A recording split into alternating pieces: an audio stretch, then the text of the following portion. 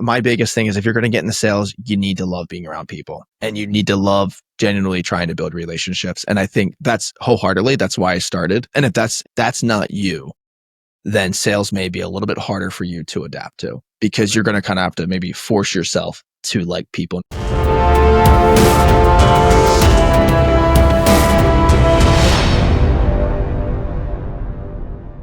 Hey everyone. So this is episode 2 of the B-Sides Harrisburg podcast. I'm here with Tyler Yeager. So you and I spoke a little bit about what you do. You're a client manager at a company. Can you go a bit more in depth about what a client manager does? Yeah, absolutely. So just for context, I work for a IT consulting firm or a managed service provider down closer to the Philadelphia area. So one of my key responsibilities is just working with our clients, kind of being the face of the organization, at least with the clients that I'm working with, be able to kind of start up conversations, identify maybe some of the pain points that they're dealing with. And then, if we're able to kind of support them in that and whatever those pain points might be, being able to kind of coordinate the necessary meetings with I'm going to say more experts around like our architects, consultants, depending upon whatever that might be. So then once we kind of continue those conversations of more on the pre-sale side of things, once we finalize that and kind of have like a project or more of a scope in line, also kind of manage that moving forward to make sure the client we're meeting expectations and that there's always issues that somewhat come up in projects and some of these items. So being able to kind of liaison between the consultants, the architects doing the work, but then also the client and the project managers on the client side to make sure it gets done effectively. Right. You want to get the deliverable to them as soon as possible, sufficient amount of time. Yeah, as soon as possible and as smoothly as possible. Right. So when it comes to the pre-sales part, how do you even contact the client? Do you do cold calls? Do you do cold emails?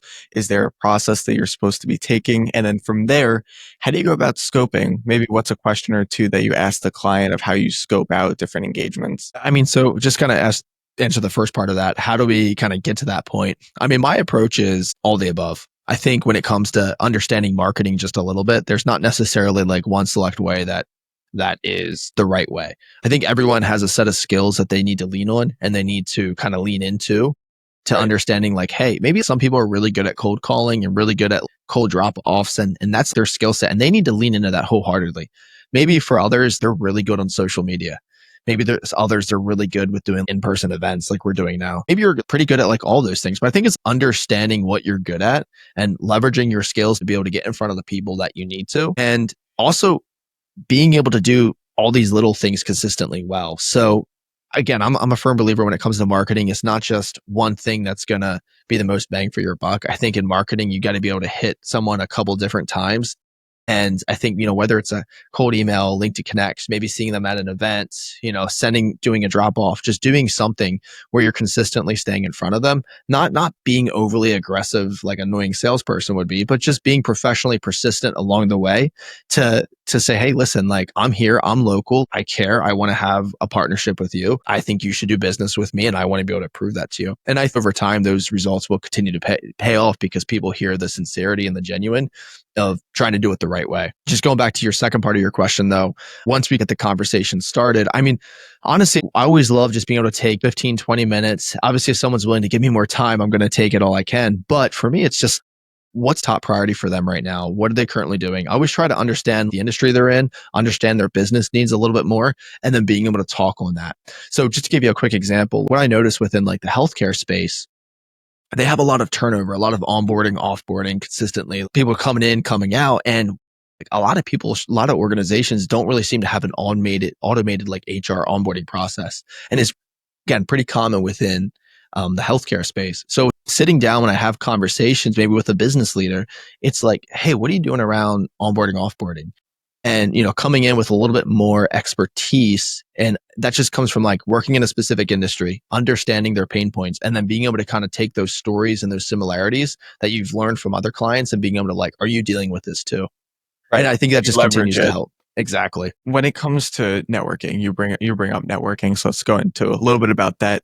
What would you say is the best way to network with someone? I always say LinkedIn, connect with people, try to get to conferences. Are there other things that you would recommend to someone trying to, get into management or get into sales? Yeah. So are you saying like networking as in like you're trying to get a sales position, or networking as in you're trying to connect with a decision maker and make sales happen? Right. Make sales happen. Yeah. There's definitely not a silver bullet. I think it's one of those things you got to do all of it and you got to do it consistent and you got to do it well. In my mind, like I do believe one of my greatest strengths is just getting in front of people and being able to shake hands, make eye contact, ask questions and do what I need to do. I believe that's my forte. So when I go to a networking event, I mean, for me, it's all about just like shaking hands, getting to know someone. Here's Tyler, non-salesperson Tyler. Right. You know what I mean? Totally. That's kind of my approach. That I want them to walk away being like, that's a cool dude. That's a dude I could have a beer with, or that's a dude I could go out to lunch with.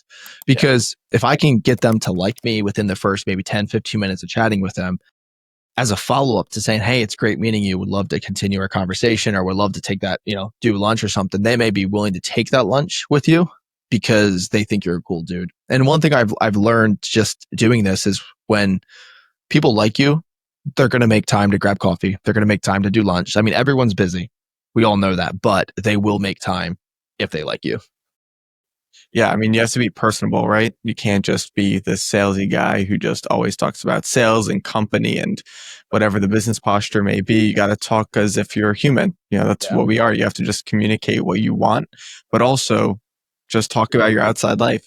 Say that you play tennis, say they play pickleball. Just get that personal aspect, right, to people. And maybe they'll A, take you more seriously, and B, they may want to, again, pursue your services. Is there something specific that you would like to share with someone looking to break in to the field in regarding to management and sales and networking and all that other fun stuff? I kind of look back at I'm still early on in my career and I look back. So I have about 7 years of sales experience.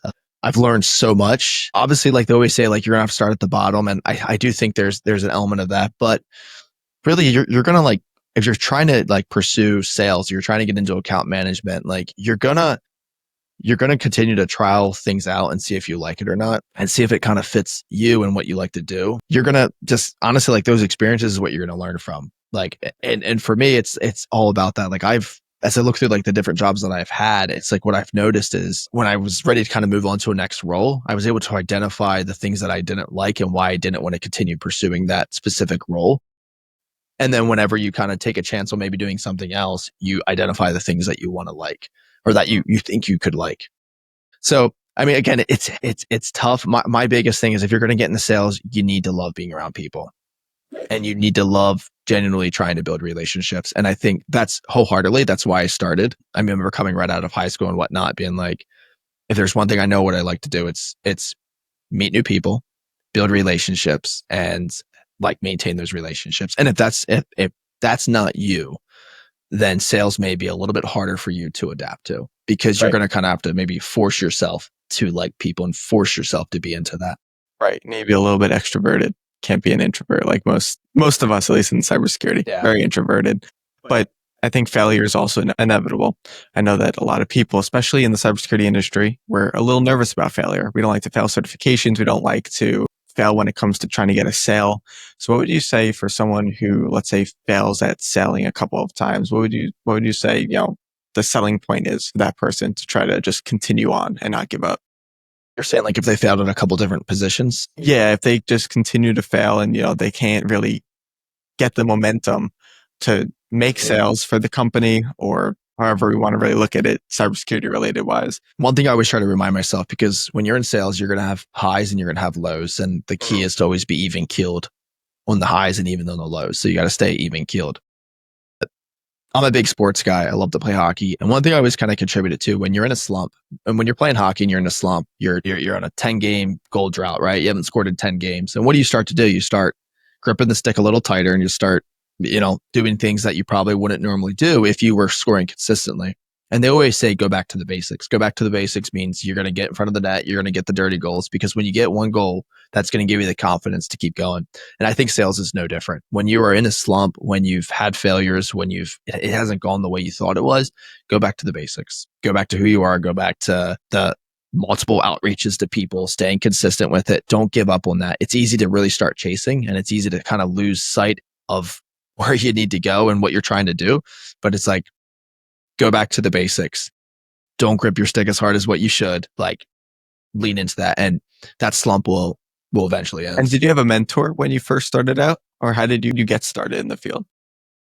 Yeah. So I first got started in sales. Like when out of high school, I worked for an organization. It was a dealership that sold BMWs and whatnot. And I was in assistant sales. So I worked with a lot of the sales guys, and I've actually learned through that process, I learned, man, I like sales. I like dealing with people every day. I actually, a lot of the customers who came in and bought the cars were actually in sale. They were successful salespeople, and Wow. but they did business to business sales. So from that, I've learned like, man, I like sales, but I don't want to do car sales. So I jumped into, luckily enough, I was able to land working for a small like ERP organization in the higher education space, and that's where I got into like the business to business side of things. And that's where I learned, like, that's how I got into tech. Worked for a small software as a service company. And then that's how I got into business to business sales. And that's where I was like, yeah, this is where I want to be. And from there, I just continued to kind of go. And did I have like a specific mentor that helped me get into it? I think I probably had like different people along the way that I knew they were in sales, and I would kind of pick their brain a little bit, but I can't say I had one specific mentor to be like, do this, or, someone I could consistently call on. Totally. I always try to lean into whoever I'm working with, my managers, owners. Like, I try to lean into them as much as I can and try to pick their brain as much as they can, because, in my mind, right, wrong, or indifferent, in my mind, like, if my manager or my director is in their position, like, and if they've had some success and I can see that, like, I want to learn from them as much as I can. Totally. And especially, like, what better way to learn from someone who's doing the exact same thing in your industry, in your, what you're pursuing, than those people. So that's, yeah, I can't necessarily say I had one specific mentor. I can look back and say, like, there's been like multiple people that I've leaned on in like different phases of my career and different jobs that I've had. And I'm sure it's going to continue to be that way. And look, I mean, if I meet someone that is definitely like, wow, I want to, no matter where I go, I need to lean on them as a mentor, then I definitely will. And I think that the role that I'm in now, I work with some really, really good people. My leadership is really good. And there's one person in particular that I could see being that long term. Awesome. I mean, I think everyone needs a mentor at some point, whether it be, 15 years down the line or when they first start out. Having someone who has a little more knowledge about the field and can help you, give you trade secrets and stuff like that, can progress your skill set, is invaluable. I mean, I had a mentor when I first started out, and he was invaluable. I wouldn't be where I am without him, because he's also one of the people who have really gotten me into cybersecurity. But without my mentor. I mean, just one other thing here too, before we wrap up, like, one of the things I'm big on is definitely being able to help people kind of get into the sales element. It's one of the things I'm really passionate about talking about, is sales and just business in general, and helping people kind of navigate where they want to go with their career. And yeah, I always like welcome the opportunity. Like, if anyone wants advice, or if anyone needs advice or guidance on like how to get started, what to do, hey, you're in this situation looking for a change. Like, I love having those conversations. And for me, long-term goal is definitely to get more into a leadership role where I'm actually able to do more of the directing, the more managing, because coaching, like, I just love basically being able to share, here's the mistakes I've made, don't make them. Like, here's the mistakes you can avoid. Yeah. I think that's one of the best ways people can learn, is from my mistakes. And it's like, I would love to share that with anyone that I can. Yeah. And that's one of the reasons why I started up this YouTube channel, this podcast, whatever you want to call it. But Tyler, it's been great talking to you. Thank you so much for coming on to the podcast. You can find me on LinkedIn. It's just Tyler Yeager, Yeager. Should be able to find it pretty easily. I'm pretty active on there, so feel free to connect with me and shoot me a message. And yeah, I would love to just connect. Awesome. Well, thank you so much. Yeah, thanks, Evan.